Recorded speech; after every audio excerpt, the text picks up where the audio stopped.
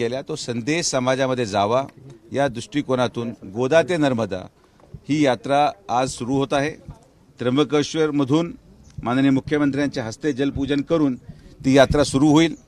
चोंडी पुण्यश्लोक अहिल्याबाई होळकर यांचं जन्मस्थान, इथून माननीय राज्याचे उपमुख्यमंत्री एकनाथ शिंदे साहेब, सभापती राम शिंदे साहेब यांच्या माध्यमातून ही यात्रा जलपूजन करून इथून सुरू होणार आहे।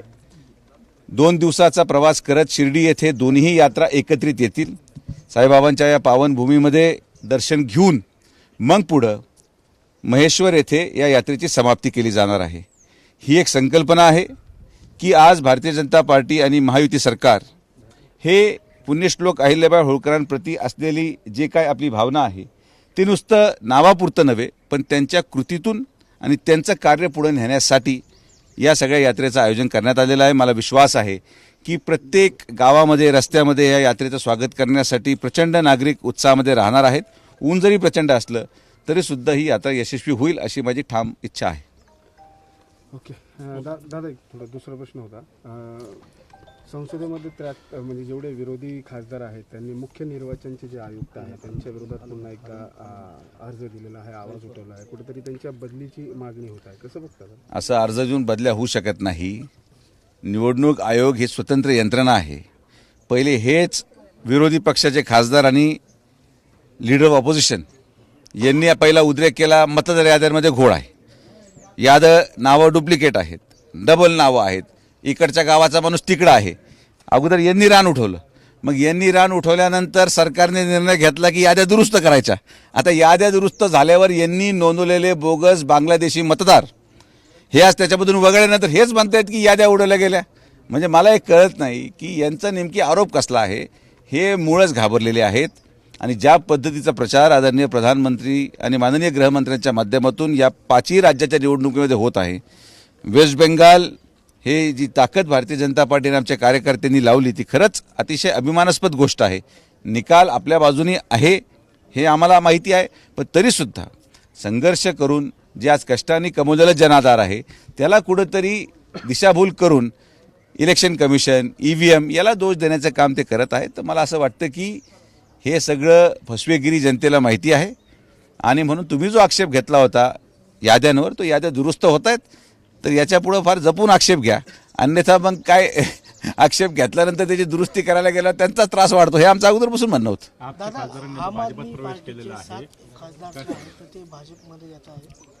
नाही, मला आम आदमी पार्टीचे खासदारांनी भारतीय जनता पार्टीमध्ये प्रवेश करण्याचा निर्णय घेतला।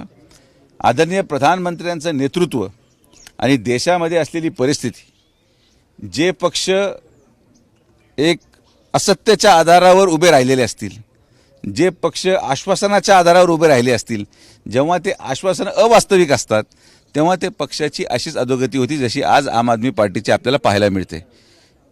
एक असं आश्वासन की सामान्यांचं पक्ष आणि मुख्यमंत्री झाल्यानंतर 75 कोटी रुपये आपल्या घरावर खर्च करणं, हे सगळं जनतेने पाहिलेलं आहे आणि त्याचा परिणाम आहे की त्यांच्या विचाराला धरून जे नेते हे सर्वसामान्यांचा पक्ष म्हणून त्यांच्याबरोबर जुळाले होते, आज त्यांना कदाचित कालांतराने लक्षात आलं की सर्वसामान्यांचे नेते म्हणजे आदरणीय प्रधानमंत्री नरेंद्र मोदी, आणि म्हणून त्यांचं नेतृत्व स्वीकारलं आणि आज ते भारतीय जनता पार्टीमध्ये आले।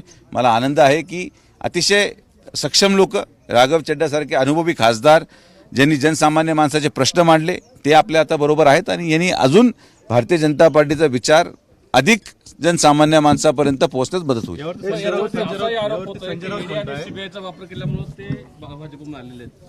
हे पहा, संजय राऊत साहेबांना कोणीच घेत नाहीये, त्यामुळे ते एकटेच आहेत। उद्या त्यांना संधी असली तर त्यांनीही विचारणा केली असती, पण आपल्याला त्यांना काही घ्यायचं नाही।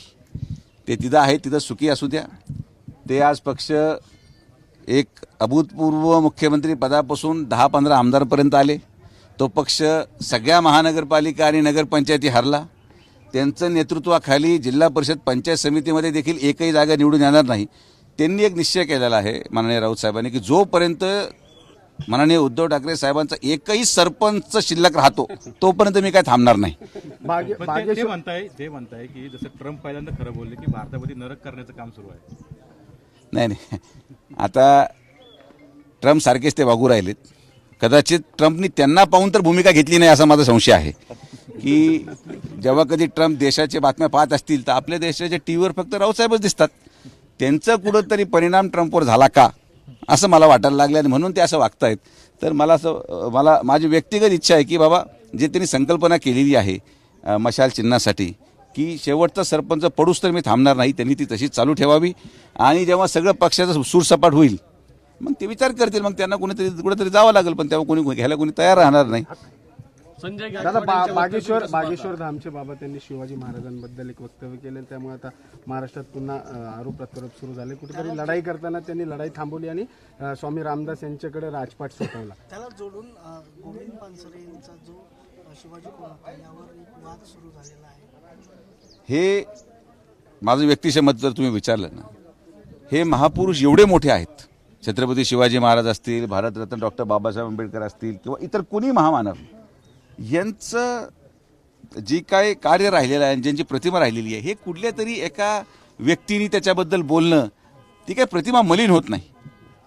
आज ज्या पद्धतीने दुर्दैवाने सोशल मीडियाच्या काळामध्ये प्रत्येक जण राजकारण करायचा प्रयत्न करत आहे, कुठंतरी काहीतरी घडतं.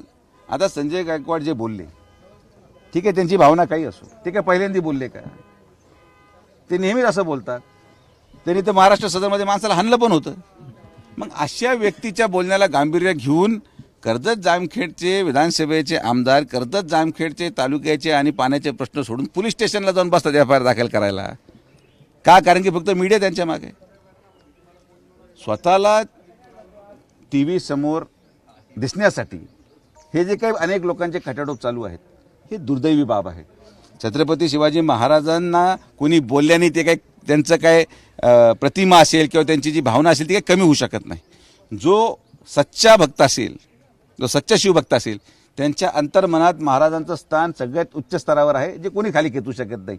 पण हे दुर्भाग्य आहे की आता कोणीतरी तुम्ही म्हटले बागेश्वर धामवाला बोलले, त्याच्यानंतर अजून कोणीतरी येडा दारू पिऊन बोलेल, मग त्याच्यानंतर अजून कोणीतरी बोलेल आणि महाराष्ट्रामध्ये आपण त्याचा जाळपोळ करायचा, हे संयुक्तिक नाही. महाराष्ट्र हे प्रगतशील देश आहे. जनसामान्य माणसाला या बाबतीत त्रास व्हावा, स्वतः महाराजांनी जर विचार केला असता, या गोष्टी पाहिल्या असत्या, तर ते स्वतः म्हटले असते की बाबांनो आता बोलायला काय, कोणी काही बोलतंय, पण त्यांनी काय कोणाची प्रतिभा संपत नाही. महाराजांचं कार्य हे पुरेसं आहे. आमच्या मनामध्ये आमचे आधारस्थान आणि आमची आत्मा आहे, त्यामुळे कोणाच्या बोलण्याने ते संपत नाही. महाराष्ट्रामध्ये जाणीवपूर्वक महापुरुष नावाने राजकारण केलं तर हे योग्य आहे का? हे तर सगळ्यात मोठं दुर्भाग्यपूर्ण गोष्ट आहे. महाराष्ट्राचं राजकारण जिथं प्रश्नावर झालं पाहिजे तिथं जातीवर चाललंय, धर्मावर चाललंय. महापुरुषांच्या या सगळ्या गोष्टींमध्ये आजही जनसामान्य माणसाचे प्रश्न कुठेतरी मागं पडत चाललेत. हे जर मी तुम्हाला एक गोष्ट आवर्जून सांगतो, आपले सगळे मीडिया मित्र जर अशा प्रकारच्या या वादांना कव्हरेज करायचं जर बंद केलं ना, तर हे सो कॉल्ड मीडिया स्टार हे आपोआपच बंद होतील. हा दोष त्यांचा नाहीये, दोष कोणी ना कोणीतरी या सगळ्या वादांना त्यांना टी व्हीवर दाखवण्यासाठी उपलब्ध असल्यामुळे हे सगळं पेटून उठतंय. तुम्ही ज्या दिवशी या लोकांना दाखवायचं बंद कराल त्या दिवशी महाराष्ट्रामध्ये काहीच होऊ शकणार नाही. ही वास्तविकता आहे. आमच्यासारखा माणूस, आम्ही काम करतोय फील्डवर, आम्ही कधी गेलो नाही कुठं आपला शोबाजी मीडिया घेऊन. उलटं मीडियाचं आमचं बांधवांचं एवढं प्रेम आहे माझ्यावर की ते मला पकडून दादा एक बाईट द्या, काय मी काहीतरी वादग्रस्त बोलत असेल.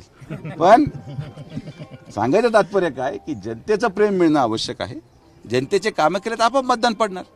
तर कुठंतरी सोशल मीडिया बाजूला राहिली, पण आपल्या मीडिया चॅनलच्या बांधवांनी देखील अशा प्रकारचे जे प्रवृत्ती आहेत की आता स्वर्गीय अजितदादा वारले, अशा लोकांचे काही ठिकाणी इंटरव्ह्यू दिवसभर दाखवले गेले जे ग्रामपंचायतमध्ये सुद्धा पण निवडून येऊ शकत नाहीत.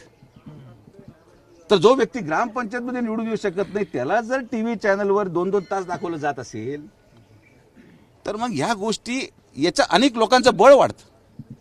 तुम्ही, माझी विनंती असेल की महाराष्ट्रात आपण सगळे राहत आहोत, आपले मुलं बाळं इथं वाढतात, तर आपली देखील जबाबदारी आहे की आपण या सगळ्या वस्तुस्थितीला समोर आणावं.